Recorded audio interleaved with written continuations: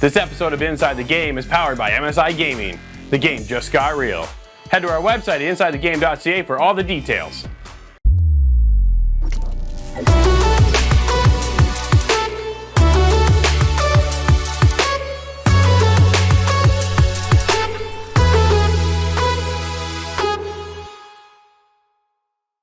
What's up, everybody? We are Inside the Game, your one source for everything cool in video games.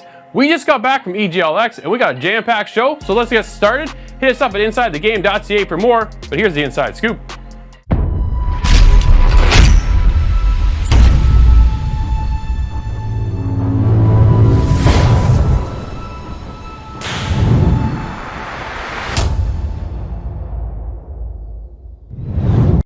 Alright, Doom fans, and this is a big one for me.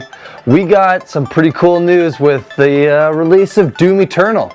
We're gonna get Doom 64. This is one of my favorite 64 games, one that I rented a lot, never really beat because I was actually too scared, believe it or not. But I've come a long way, and so has Doom. So check out this trailer because this is really awesome stuff.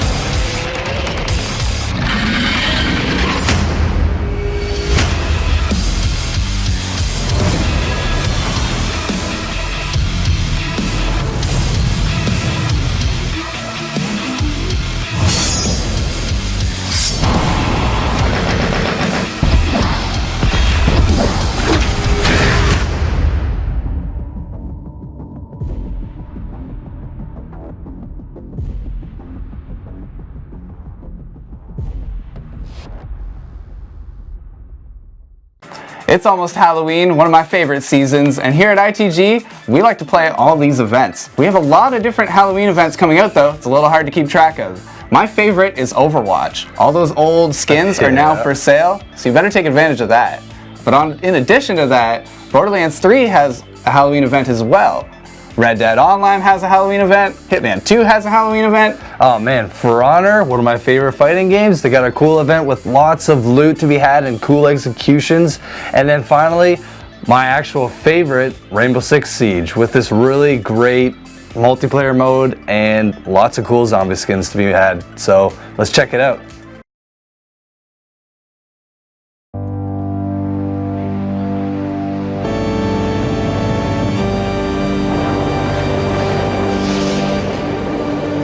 Hidden within a dark castle lives a man whose strange experiments have unleashed unspeakable horrors.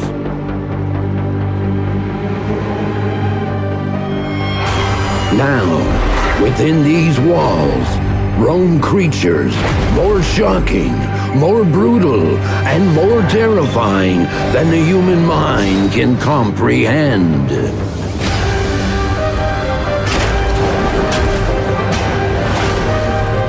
For each hammer, there is a trap, and for each trap, there is only death. This fall, 5 monsters, 5 hunters, 1 endless night of horror.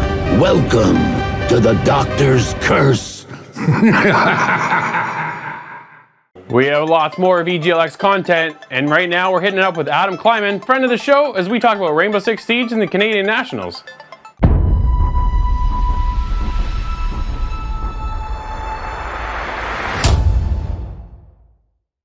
All right, so here we are at EGLX, and a returning friend of the show, Adam Kleiman. Adam, thanks again for joining us. My pleasure, anytime. So you were here, obviously, for Rainbow Six Canadian Nationals is wrapping up this weekend. How's it been going? It's been absolutely phenomenal. I mean, the reaction from the crowd has just been tremendous. We had some great matches going on, great teams. We got third place match going on behind us right now. Yeah. Really a tremendous weekend. Now you guys have changed actually venues from last year. Last year in a different location. This year coming to EGLX, a little bit bigger venue, obviously. How is that compared to, for setup wise, going from that venue to this one? You know, we had a lot more space to work out before we had a private venue. Now we're part of EGLX and the Metro Toronto Convention Center. So obviously, logistically, there's a lot more that has to be considered. But we really wanted to deliver the best possible experience for the gaming community. And by bringing it here, we're able to bring not just the excitement of the Rainbow Six Finals, but also our store over there, the Watch Dogs dev team. So it opened up the door for us to bring so much more to the fans. That's excellent. So you guys are coming back here probably this next year then to this venue, you think? We'll see how the year goes, but definitely we'd love to check it out again. Awesome. How many teams do we have going into the finals and stuff yesterday and today? Yeah, so we had 4 teams. We had Team Canada, Team Yes, Cycle Pass, and Thread the Needle. And of course, we all know how Team Canada does, and they seem to clean house, and they are coming in tomorrow. Who are they facing? So tomorrow, Team Canada is going up against Team Yes. I think it'll be a real exciting match. I think they're going to give them a good run for their money. So we know we're going to have an excited crowd. I'm definitely going to be tuning in. Excellent, excellent. You got dibs on a team? You think one favorite over the other? Listen, Team Canada has done a clean sweep of everything we've done since year one here. So they are favored to win, but who can say? We've seen some upsets before, so why not tomorrow? Always root for the underdog, man. You never quite know, right? Exactly. So this season's about to wrap up. What's coming in the next season? You know, more surprises. We're going to give out some more information when we get into the new year, but definitely have some great stuff for the Canadian fans and the Canadian market. So we're not done yet. We're going to get a bigger venue? Or are we getting like more teams involved for next year, you think?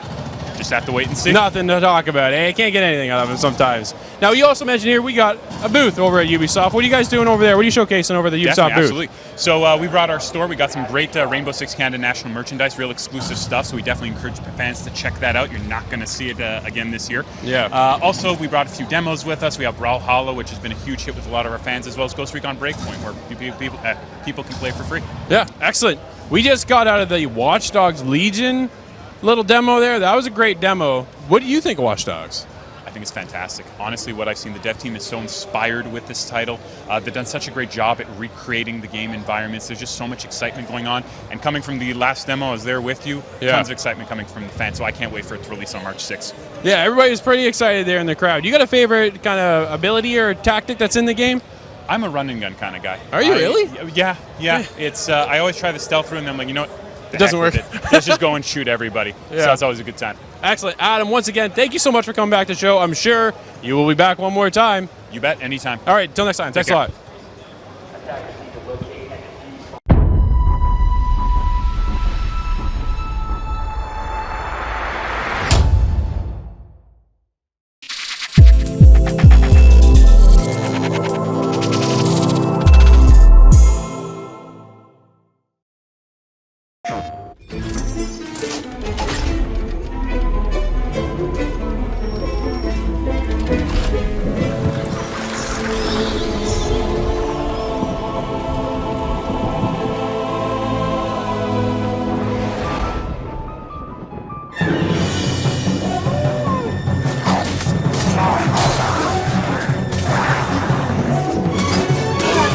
All right, Nate, you and I jumped into the PlayStation 4 Classic, the exclusive title, Medieval. What do you think of this? Obviously, today we're doing things a little bit differently, going a little remote, but we're making it work.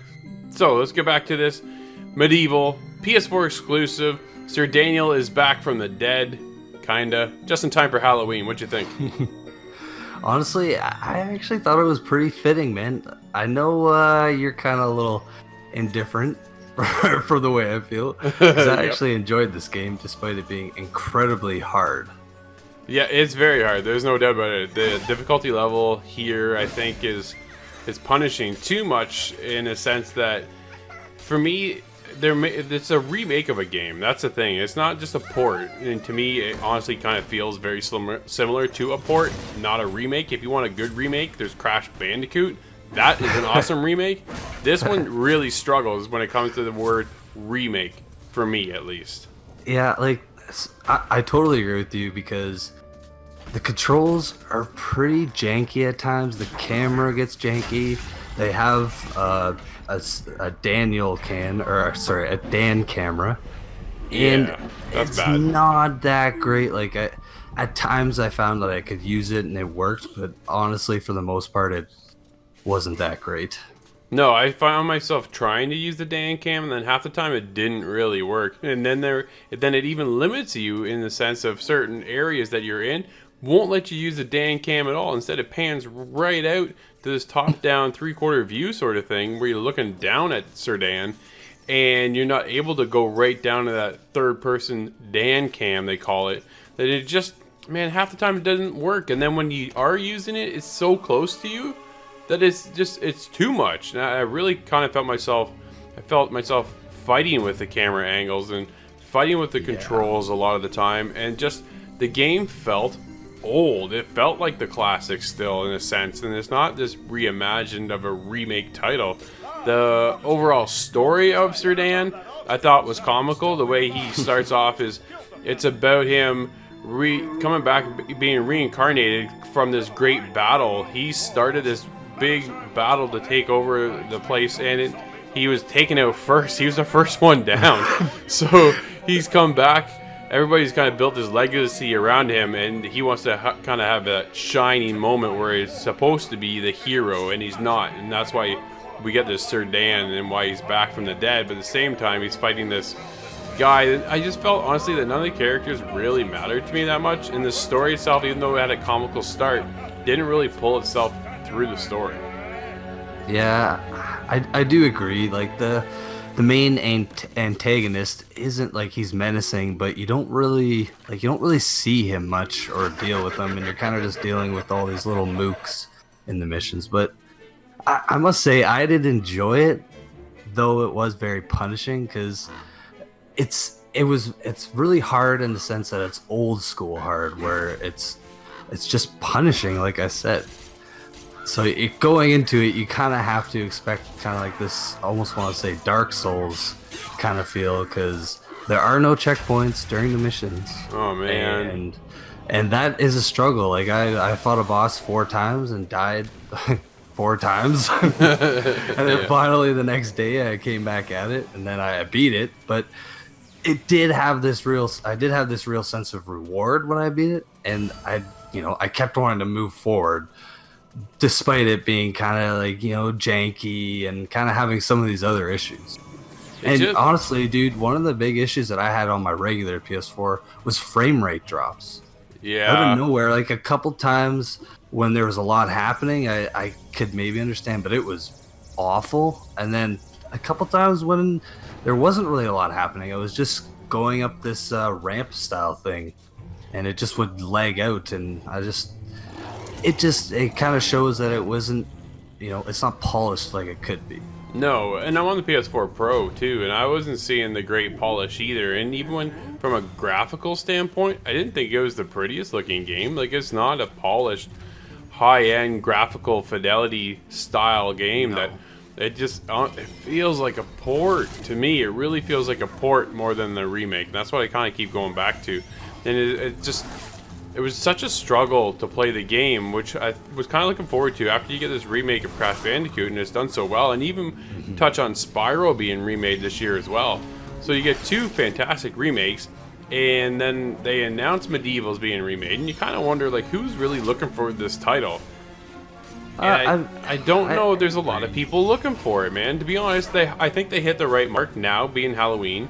Now is a good time to get it out there, but at the same time, who really wants to play a buggy game, an old game that doesn't feel like it's well ported over or well remade? The audio's okay, the graphics aren't great at all. Some of the bosses look awful to me. They just didn't. It's not what I wanted coming out of Sony, I'm afraid. Yeah, it's true compared to a lot of their other exclusive titles that just are, outstanding looking and playing. So I do agree. It's only $40. There is that. It's not a full price game, so you're not spending $90 on a 20-year-old game. So that does have that going for it. Yeah, no, true. Fair enough. Overall, Nate, you had a decent time. I seen it struggle a bit more. If you're going to give Sir Daniel the score for Medieval, what do you score in this one? Well, man, I did, like I said, I enjoyed it. It's got some really janky camera angles and some camera issues and some control issues at times, but all in all, I did enjoy it with a decent price, so I'm going to give it a 7.5. Yeah, you're a lot higher than I am. I know. The bad camera angles, the over-the-top, just crushing enemies that you fought, I didn't think it was that great. Graphically, it's not well done. The camera angles have a huge problem with it. Just typical control problems, I thought. So, to me, I'm there with a 4.5. All right, man.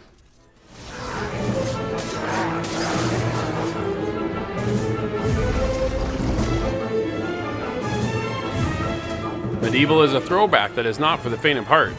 Filled with old school game mechanics where the game is designed to kill you relentlessly, janky camera angles and bad controls at times become very frustrating. Medieval is a remake that still looks outdated. The guys are pretty split on this one.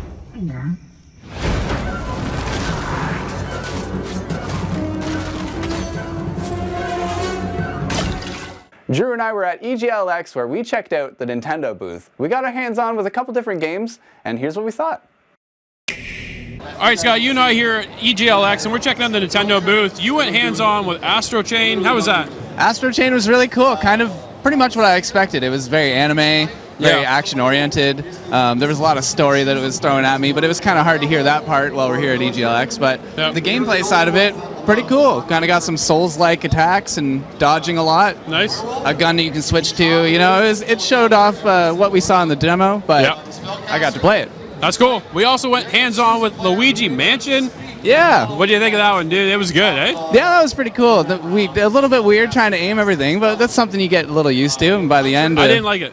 Yeah, you were having a hard time with that one, but... The mechanic of the game, it locks you. So if you're stuck on an angle, you were stuck, and that's You're it. strafing now with that, yeah. So it was a little cumbersome in that, but interesting, you can though. get It looked used to pretty it. good. But it looks gorgeous on the TV. And then slamming the ghosts around. That was Slamming pretty the cool. ghosts is fun. I think the puzzles are good, too. So, Yeah. I had a good time, all in all. Nintendo booth overall has what? We got Link's Awakening. We got Luigi's Mansion. We got a little mini booth over to the side where we got the Switch Lite going on. Hopefully we can check out The Witcher running on one of those. Yeah, The Witcher 3 is is running on the Switch as well, so we'll be getting hands-on with that hopefully real soon as well. Overall, though, Nintendo booth, pretty strong booth here at EGLX. Yeah, not bad at all. Cool.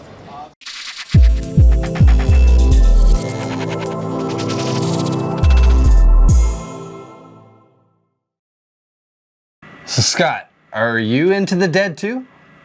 Yeah. Yeah. Daddy? Hey, Pumpkin. Look, I've just, had a little trouble with the truck, so... I'm gonna be a little late. Good Lord, my faith is fading. It seems all hell is coming knocking at my door. I'm gonna sleep with one eye open, 'cause it seems clear you don't come around here no more. All right, Scott, so we got hands-on with Into the Dead 2 on the Switch. So this is kind of a cool game. I've never played a game like this actually on console, and for me, I think it's very fitting for handheld. It's kind of this, almost like a mobile game where you're just continuously on a path, and you got zombies chasing after you, and you have to just shoot them and clear the mission. That's the premise of the game. Now you're onto something there, because it was a mobile game originally. So now we're seeing this ported to the Switch with DLC on the way and the gameplay just the same, but the graphics kind of enhanced. So in this game, it's a lot of different levels that bring you through these kind of challenges where you have a gun or two and you got to get to the end of a certain distance. It might be half a kilometer, it might be a kilometer and a half, it might get it's bigger. usually around the 2,000 feet. They do it like that. That's true, it is in American feet, so a little bit off there. But the distance you gotta cross is loaded with zombies. And sometimes they're obvious and they're in your way. Sometimes they stand up out of bushes and they just come at you. Sometimes you're running through bushes and cornfields. It got really, grass, man. Yeah, it got really interested with that. But the motion that you have is just forward. You're always moving forward. You can't slow yourself down at all. You can't rush forward or anything. You can just go left or right. And that's kind of how you maneuver through the world. Now, you only have these two weapons, and that's the only way you're going to get through these zombies. But you have limited ammo. Yes, this is very important. The limited ammo is a key part in this, because how to obtain ammo is while you're navigating through each level, there's little supply drops. This is kind of like a box with the green smoke. And they're not very often, and you have a pretty big field of view, so you can go left or right pretty far. Yeah. So a couple of those missions, I found myself not running into any ammo boxes as I took the wrong path. Not the wrong path, but you know, not the helpful one. Fate was not nice to you that day. No. So there are times it's fun too, because they have a couple missions that are special. Like, I'll spoil it a bit. You get a chainsaw, you know, Doom. Yeah. So I got a chainsaw and I just got to just hack through zombies for like a bit. the strongest whippersnipper you ever seen, and you can just take that. You find those in the mission, they're kind of like a special drop. Yeah. You pick those up and they have a limited time use, but you just mow through zombies that way. That got really fun. It's fun that they have these kind of like these little things just on top of the same kind of thing each mission, because that's what it is. It's just running forward, unlocking new guns as you progress. So as you, I guess, rank up to 43 or whatever, you get, you know, cooler and cooler guns, and some of them actually get pretty fancy. They get like miniguns and like cool looking bows and 50 cal snipers. So there is a lot of, I don't want to say depth, but there's a lot to obtain. Grinding this game. Out of what would be a very simple game. When you can only move forward, there isn't a whole lot left. So it's kind of interesting that there's 3 game modes. There's the normal campaign that brings you through a story, and you're trying to get back to what I believe is your kid. It's your child kid and is your there, and sister. Yeah, and you're trying to get back to them, but you don't quite make it. Your car doesn't quite make it on the road there, so then you're on foot, you're just running. And your guy must be some kind of Olympic runner, because he's just so good. He's always on the run, man. But they pulled that, there's quite a fleshed out campaign mode. I believe it goes over 60 levels, it's very long. It's honestly, and the voice acting in it was good. It's not this kind of cheesy, mediocre, whatever, like lines or whatever, right? It's actually pretty decent. I was surprised. And well done cutscenes. It blends into the game and out of the game really well for each level. But you also get this arcade mode, and that's where you can play with these really crazy weapons. So you kind of just get that weapon alone, and you have to get so many kills with it to unlock it, or to unlock the next arcade level, rather. And then on top of that, there's also side missions.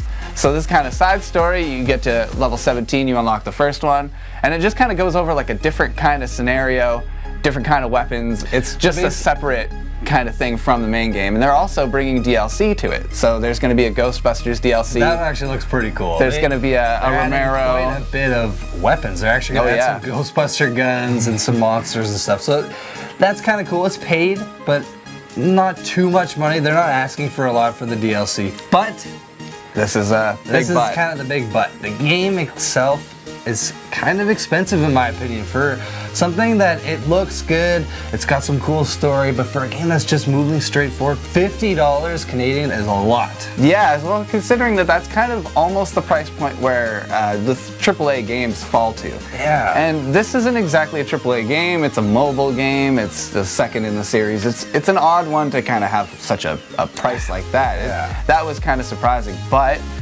that being said, it is quite a package. There's 3 different game modes to it. It's surprisingly addictive. And after you get through a couple of these levels, you really do end up really enjoying your time mowing these zombies down. And instead of running away from the fights, you kind of run into the fights and just get as many kills as you can. And I had a good time with this game. Yeah, me too, man. I found it was a perfect port for the Switch, because it's not a game you sit there and grind usually for hours. It's something you might want to pick up for 10 minutes. Something you fall back to. Yeah, I'm pretty happy with this game. A little upset about the price, but I can kind of see past it. Well, if you were gonna slap a number on that one, what's your score? Yeah, so we got a cool story. The gameplay's fun and addicting actually, and some pretty wild weapons and stuff. I'm gonna give this game a 7. Yeah, a hard number to judge with the price and everything. Yeah, so it's a hard one to judge. Exactly, you're right about that one. Now, I have to agree because it just kept bringing me back in. I'm a little higher than you though. I like the value in this game. I see the value there despite the price. It's addictive to me and I keep coming back. I gotta give this one an 8. Nice.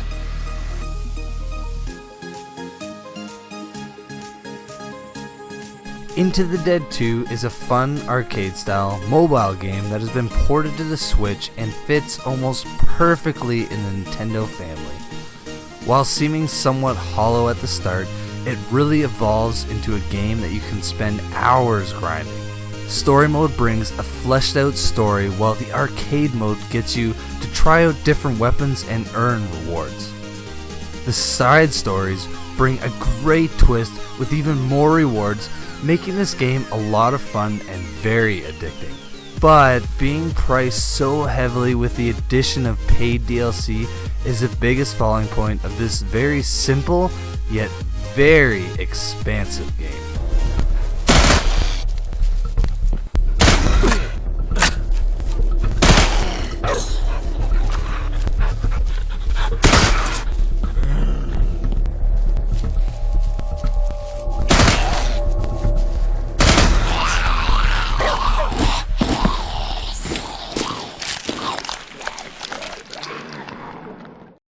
All right, Scott, Halloween's right around the corner, man, and we both love our horror games.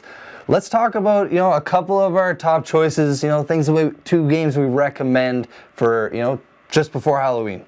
Oh, for me, definitely Friday the 13th. Okay. That hands down. It's a 1 versus 4, and it's PvP, and it's a jump scare filled game where you're just trying to fight Jason or fight against Jason to get out of there. And I love that game. Man, you got me into this game. I remember watching you guys all playing it, and then I was like, it looks so fun, and then I hopped in, and man. Well, they had their issues, but they certainly Yeah. ironed it all out, and this game Yes. now works, and it's so much fun to play, especially in the season. It's a must-have for sure. Yeah, definitely. So one of my recommended titles is I'm gonna go with Medieval. I actually just talked about this on our episode, but man, this is kind of like this PlayStation 1 remake.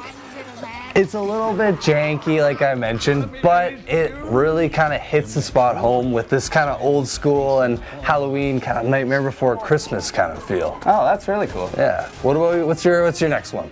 So there's a couple that I could pull from, but I think I have to mention Silver Chains. We've had a review of Silver Chains on the show, and that was back when I didn't quite have a good enough computer to play it how it maybe should have been. So I'm going to play it now all over again before Halloween, and the way it was actually meant to be played with all these classic kind of horror elements in it. There was all these ghosts, all these jump scares, binaural audio that led you to different sounds. It was a really cool game, and I kind of want to give it some more time now that we're in the season. Oh man, that's cool. And my last game is Daymare 1998. That was we fun. we did this not too long ago, and man, again, this is one of those games that just struck home. Between feeling like Resident Evil and kind of Dead Space with this, character switching Crazy and all this action and crazy action and horror. Oh, that game you guys gotta check out.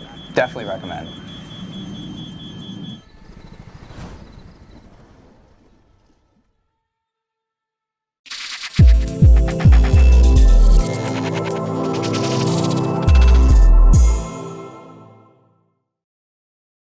Scott, John Wick's back, and it's time to take control. You must know that. He will not. It's on no maps, no registries. Why bring us here? Why take such a risk? You are the key to a lock, my birthright. I will take what I am. So Scott, we've got John Wick's Hex today, kind of a turn-based strategy beat-em-up shooter. I don't know how to classify this one completely because it's a little out of my realm. It's okay. So it's Super Hot meets XCOM.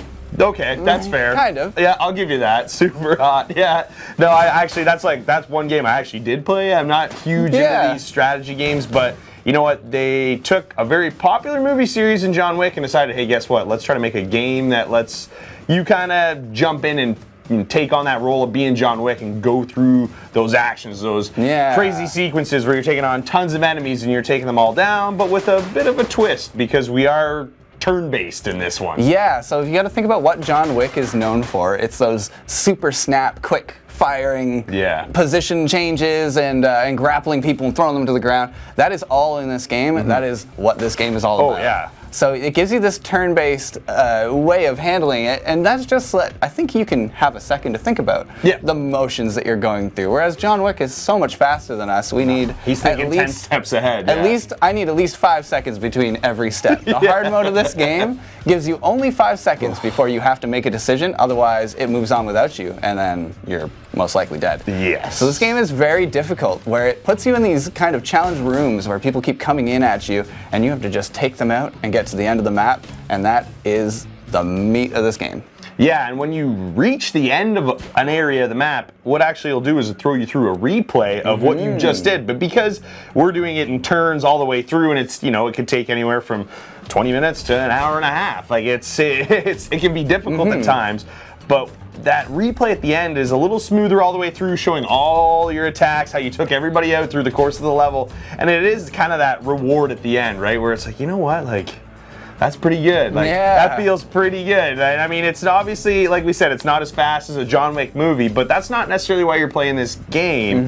It's just licensed in that manner, and it works because that's what John Wick is. Let's beat up everybody in the room, and let's get to our objective, and then move on to the next room and do the same thing all over again. Now, the guy who's playing John Wick looks just like Keanu Reeves, so they took the exact John Wick that we know and love, but I want to talk about the graphics, because the graphics are this kind of cel-shaded thing, and there's also this fog of war that happens as you move through the map and traverse it. So there's this kind of really cool art that's being shown, and something you don't always see. No, it's showcased really well in this, and I don't know if there'd be a better way to, graphically show this game in the way you play it. This cel-shaded art style is great for what we're playing, and it just really suited the entire game overall.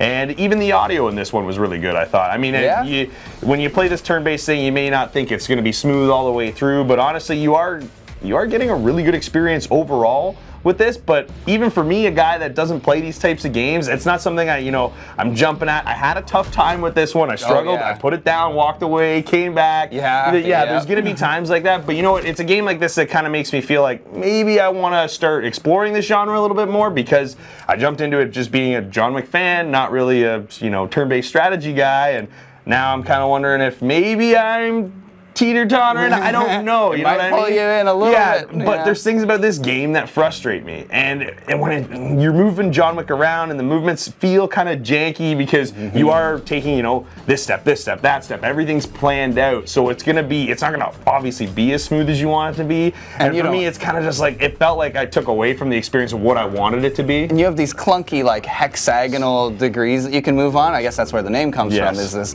hexagon field. So it is clunky, where you're kind of moving around pillars, but it's not organic feeling at all. No. It's very geometric, where you take one step this way, one step this way, one It's step very this guided, right? Your guy's going to go to this position, and that's how he's going to stand. Not because you want to control him that way. That's just how it's pre-planned, and you move him there, that's what he's going to do.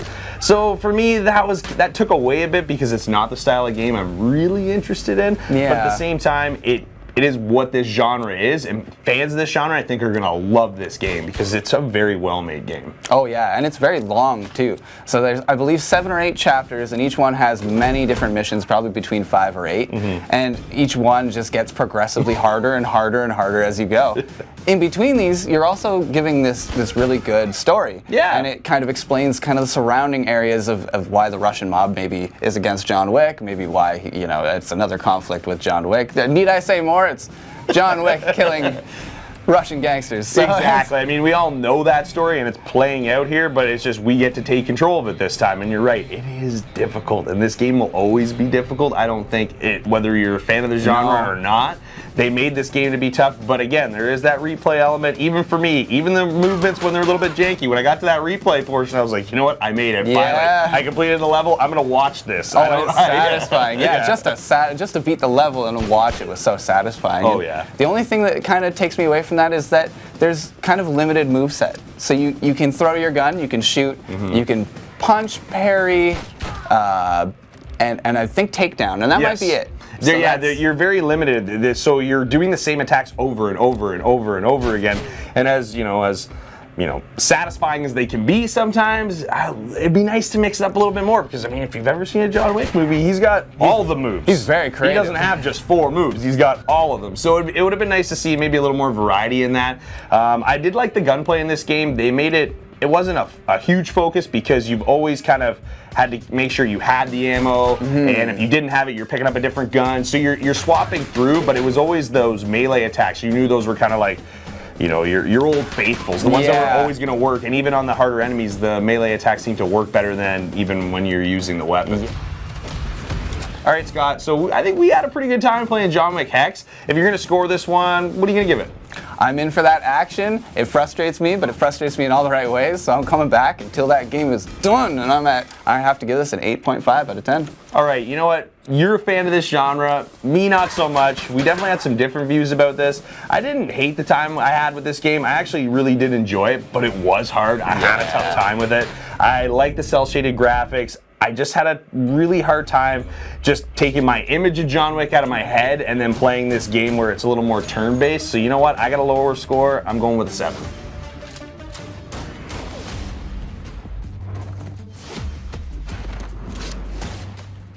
John Wick Hex is a great turn-based strategy game. The difficulty level, even on normal, can be overwhelming for newer players of the genre, but overall, John Wick Hex is a solid title, and fans of this genre should really check it out.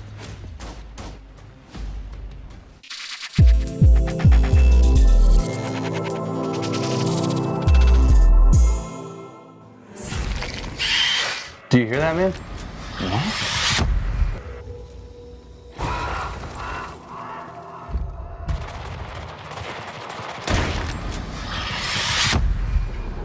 All right, Scott, so we got hands-on with Hunt Showdown, this new kind of smaller scale battle royale multiplayer game. I really actually liked it. Coming into it, I was a little intimidated because it is not an easy game. Yeah, it is hard. It is hard and it is relentless. But getting into it, man, does it expand, and it is awesome. Yeah, there's a lot to the game. You initially start off and you have these 10 kind of free lives with your character. So you're meant to jump in there, kind of see how the game runs, and get good within these 10 lives before you are faced with permadeath. Now this game is kind of like a PvP PvE mix-up where you hunt all these creatures, and there's 2 in the map each time you start in, and you can find these clues, follow a path, eventually find the monster. You have to kill it, collect it, and escape with it before other enemies take you out. And that's really where the difficulty comes. And there's a lot to be said about the later game because you get better guns and you get better abilities to fight back against the other players. So the whole ranking up process in this game, like you kind of mentioned, the further you level up, the more weapons you unlock. And with this too, each weapon you actually level up as well. So you kind of unlock a better version or an upgraded version of that gun. So, you know, you get like your classic single shot rifle, and then it kind of gets better into like, you know, like the M1 Garand from World War II kind of thing. Yeah. Now, I haven't found too many of those because everybody I find has all these noob starter guns. And when I kill them, unfortunately, I don't get too much from it. But my one character has a nice silenced lever action, and I'm sure somebody's about to take that from me in the very next game I play. I thought the devices that you can use around the map are really cool. The fact that you kind of get a loadout, but it's really basic. And then the throwing of the fire lamps and all the different traps laying on the ground. Bear traps? Yeah. Oh, man, I fell into one of those a couple times. Yeah, when you're not expecting it and you come into that room, you thinking you're the first person to that berserker or that butcher. That's happened to me already, where I walk in and there's a bear trap on the ground and it gets me immediately. I'm just in somebody else's boss fight and I get slammed right off the start. And honestly, one of my favorite things about this game is that it doesn't just limit you to like just doing one thing when you play it. If you kind of want to just do your own thing, and maybe level up or grind your character just by killing mooks and collecting a few clues and then just leaving, you can leave, you can leave by going to the extraction zone at any point, which is really cool. It kind of adds like this extra flavor. Or if you're, you know, cold-hearted and you just want to do PvP, then you kind of just wait for people to collect the clues and then start, you know, killing the thing. Yeah. So it's really, it's cool. If you want to be the PvE guy, you just want to clear the map, you can do that and get a better character out of it and come back maybe when you're ready for that PvP moment. Now, the thing that kind of separates this one from Vigor that I found that really knocks it is that there's not too much other than your character that you're leveling up. There's no safe house to kind of grow. There's no, other than the equipment list, there's no you can kind of stockpile up some weapons, so there is that, but it's not nearly as detailed as the crafting in that game was, and I would have liked to see something like that from this game because that would bring a lot more replayability into it. I find I get stalled out when my character just drops dead, and that's just the thing. This entire game is built off recruiting different characters, and then if they die, that's it. Like you mentioned earlier, permadeath. And so I have a character from the beginning that I've kind of been holding on to, and he's level almost 30 now, so I kind of want to get him to level 50, but I'm just kind of crossed. The cool thing is you can retire your recruits. So it's kind of a nice little added feature if you really worked hard and you're like, I'm gonna rest this guy. Or you can save them, hire a new recruit like I did, and take your new recruit out after you run out of these grace lives that they give you at the start.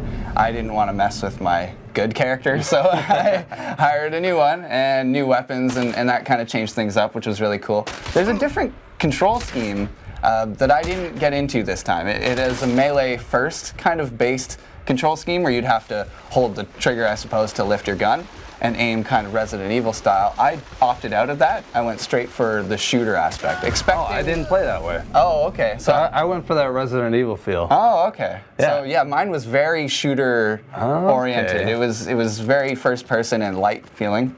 And I came up against some other people in PvP who just meleeed me to death. So I definitely clubbed someone pretty good. I'm not sure what my angle in this game is, but I gotta try it again. Oh man, so we need to talk about where this game absolutely shines, and that is the graphics are really good. The ambience of this game is just... The sound. The sound is by far the best thing in this game. You can't... If you have your headset on, you are gonna be scared out of your pants because it is terrifying. There's so many sounds. The entire map is built perfectly because everything is out to either jump scare you or give away your position. Broken glass, crows, dead horse or half dead horses, crippled horses. I found one of them today, Dog, it's just like this map is chock filled and just polished. It is a very polished map. So Hunt Showdown was a little bit of a mixed bag for me because I wasn't really sure what to expect. But what I did find kind of exceeded my expectations, and I'm left with a really good impression of this game. The action has been coming back for more. That audio is so good, and it looks good enough that this game is going to age pretty well in the next couple of years. So I have to give this one a 7.5 out of 10. Nice, man. So I'm pretty much spot on with all those points. I'm not really so much mixed bag as much as I'm actually pretty pumped about this game. There's a lot of replayability if you have like one or two friends that you're kind of looking for this battle royale, maybe multiplayer game. I highly suggest it because there's a lot to this. So I'm gonna give this an 8. Hunt Showdown brings a unique twist to the battle royale multiplayer family. Bringing stunning audio and visuals, the map is built perfectly, complementing this highly stressful game.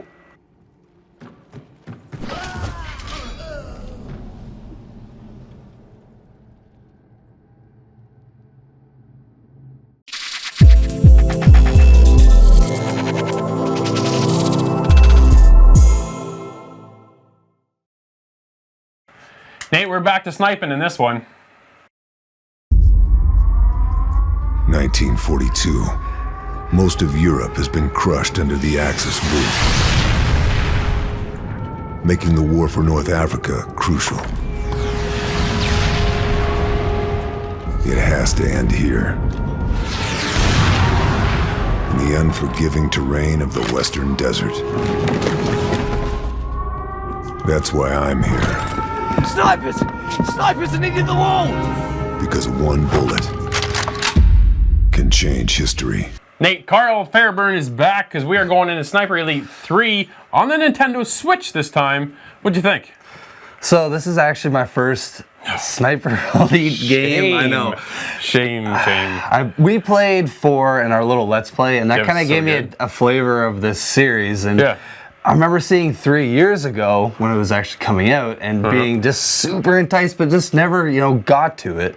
But now getting to it on the Switch, It feels great, man. I've played handheld 90% of the time, and I enjoyed all of it, honestly. It is a great port from, the Xbox One, Xbox 360 to the Switch. It was originally on PS3 and Xbox 360, and I don't know how much time I sunk into the PS3 back in the day, especially on the multiplayer side of it. And then it carried over now into the Switch, and I'm able to take it on the go, and it feels like I'm playing my PS3 on the go. What a great port. Everything looks fantastic. I can't believe how well it looks. So you kind of get nervous when you're picking a game, coming to the Switch, because the Switch isn't as powerful as the PS4 or the Xbox One. Now this is obviously a PS3 port kind of thing. So coming over to the Switch, essentially a great fit. Story still the same. You're still getting all the same mechanics you get when you're familiar with the Sniper Elite series. So that's there. The story is cool, but if you're a first-time player, I'm kind of jealous if you actually haven't played this before, to come in now as a fresh player and get the sniper experience on the go. Man, and that's just it. It nailed it for me. Carl, he's just this... He's a rough kind of guy. He's just he's got this really strong, kind of menacing voice, and you can just tell he's been through hell, right? Yep. And the way the story carries through, the missions are very big. It's not just like a simple, you just take out two targets and move on. No. It's like, it goes on for, it feels like kilometers. Yes. My only downfall was playing on the Switch. It's a small screen, man. I agree. The sniping at times I found, especially in the nighttime levels, is a little bit of a struggle. But granted, I'm playing on a tiny screen, and it still played perfectly. You're still getting the kill cams, right? Those kill cams are really kind of shine for the Sniper Elite series, but it's like this small when I'm trying to pick this guy's head off when he's like 200 meters away. Oh, so one of the key targets you have to kill into the beginning of the game is one of the generals in a truck, and I was playing it on handheld. That's hard, Oh, it spent a lot of retries doing that. Yeah, for sure. But the game is it's forgiving. It gives you lots of checkpoints throughout the game, so you're not redoing, minutes and tens of minutes of because these missions are big. So they don't honestly just take a minute. This isn't a game that you're just going to jump in. There are a lot of Switch games when they get ported over, or just a fresh Switch game for that matter, kind of tend to play to that play style of it's a handheld and on the go. This is a full-blown game. You are going to be here for an hour, 2 hours playing the game. So if your choice is just kind of kill a couple hours in handheld, then you're good to go. But if you think you're going to pick it up for 5 minutes, you're not making it anywhere in this game at all. Yeah.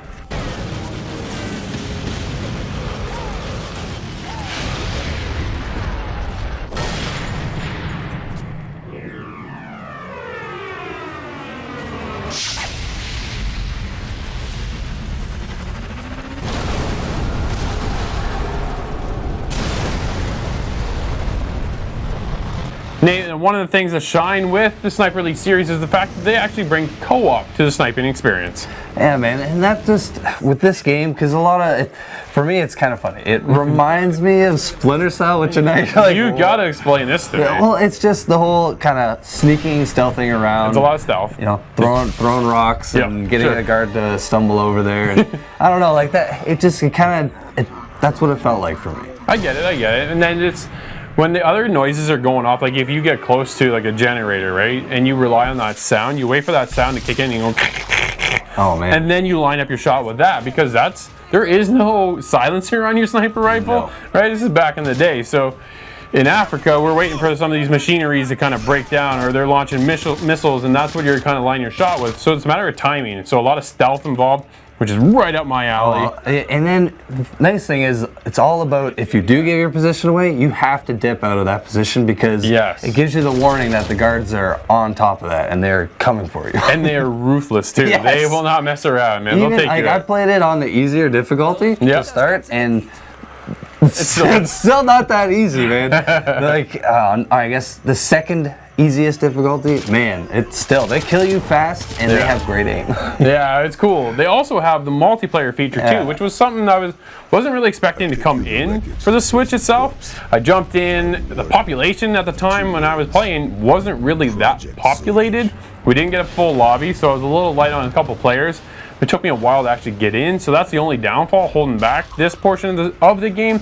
The main campaign's there. It shines to the fullest like it can. It's one of the greatest sniping experiences on the Switch, But moving forward, Nate, let's wrap up Sniper Elite 3 on the Nintendo Switch. What do you score in this great game? Man, so like I said, first time into the Sniper series, and I absolutely loved it. It's a great port, runs smooth, great audio. Just like they nailed this one out of the park, man. It's getting an 8.5. That's awesome. Everything you said right there. The graphics are great. Everything's fluid. It's smooth. The audio there, the difficulty, the story, the campaign. This is a full game brought to the Switch. I'm there with a 9. Sniper Elite 3 is a great move for Rebellion, allowing us to play one of the best sniper games on the go. A full game with hours of sniping greatness that looks amazing on the Switch. If only multiplayer was a little bit more populated.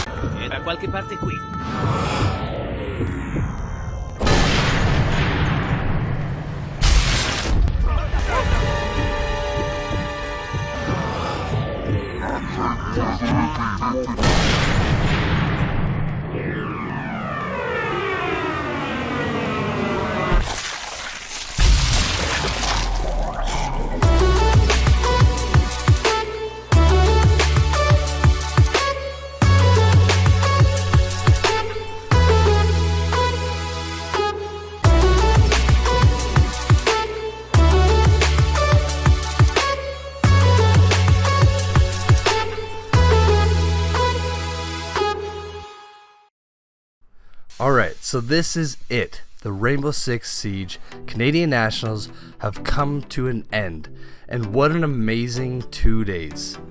We at Inside the Game got the privilege to go to Toronto to EGLX and watch some of the semifinals live. We got a tour of the stage and the whole setup behind the scenes of everything. It really is incredible the amount of hard work and dedication that goes into these events. But all this to say, thanks again to Ubisoft for being the most accommodating and for giving us the chance to actually just go there. It was super amazing, and just thank you so much. But let's head into it because there's a lot to cover here. What an outstanding performance from all these teams, because we had quite the matchups. For the semifinals to start, we had Team Canada matching up against Thread the Needle. These teams have worked really hard to get where they are, and it was really a great start. Team Canada is a known powerhouse, and with some of their true key players returning, one of my personal favorite Rainbow Six Siege players, Jarvis, they really showed why they are the reigning champs. Thread the Needle showed some real dedication, but they arrived at the event at 6 a.m. and were practicing to get ready before most people were even awake. This really impresses me, and I hope that these guys come back next year and continue their impressive game. Heading into the matchup, we were on Clubhouse with Team Canada, and they really showed what they are capable of. They generally were on top of all of Thread the Needle's plays, and for most of the match, winning 2 to 3 rounds and giving up maybe 1, and then continuing to the cycle, just wreaking havoc. And the havoc continued into map 2, which was Bank, because wow, Team Canada won 4 rounds in a row, only to give up 1 round and then crush them in a 7-1 victory. It was incredibly one-sided, all this to say. Although Thread the Needle did a great job, Team Canada have been the champions for the entirety of the Rainbow Six Siege Canadian Nationals, and with all these highlights, it really is reflective.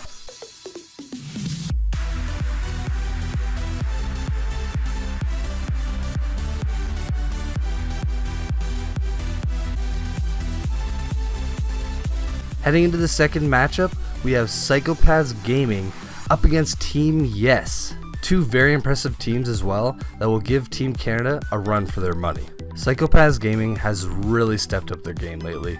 They competed in a LAN event recently and they won, which obviously this is showing that they're truly a good team. And having experience with playing together like they do, having a coach and organization, it really does help with these kind of events.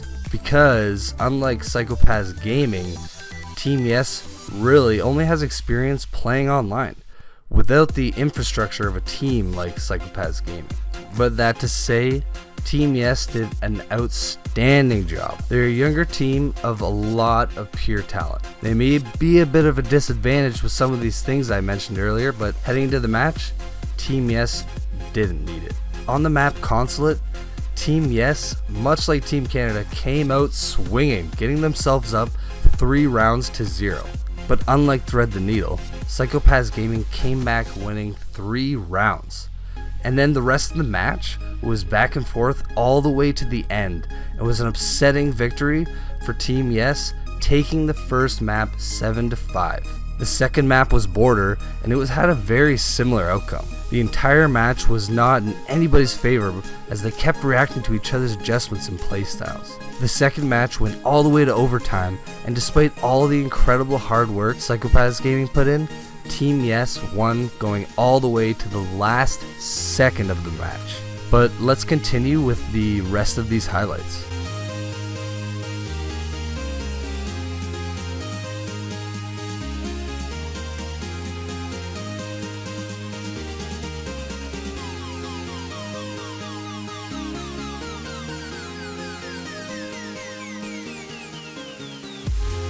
It was upsetting for Psychopaths Gaming, but very exciting for Team Yes, as now we head into the grand finals with Team Canada up against Team Yes. Team Canada, again, like the previous years, were ready to play. They were able to adapt and react and overall just be a better team. The first match was a good one, but not so much of a close match.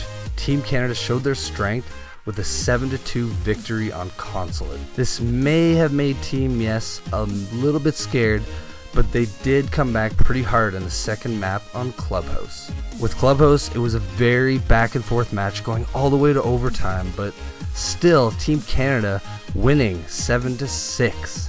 The third map again looked like Team Yes lost all the morale they had gained previously and just lost in a crushing 7-3 victory. A huge shout out to Brian on Team Canada as he earned Game MVP, and rightfully so. Him and all of Team Canada did an outstanding job, and I can't wait to see how much more Rainbow Six Canada Nationals League will grow, and I can't wait again till I get to cover some more of this league. It's such an honor and it's such a privilege to work with these guys and to see how this league's already grown, and let's just finish this off with the rest of the highlights.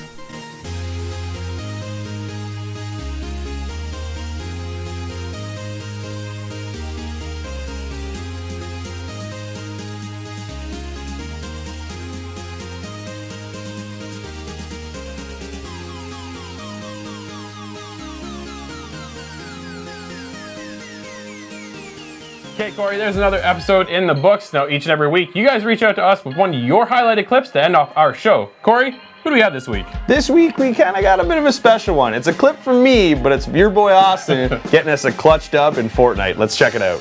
Thanks for watching. Stick around for the show. We'll catch you next week inside the game.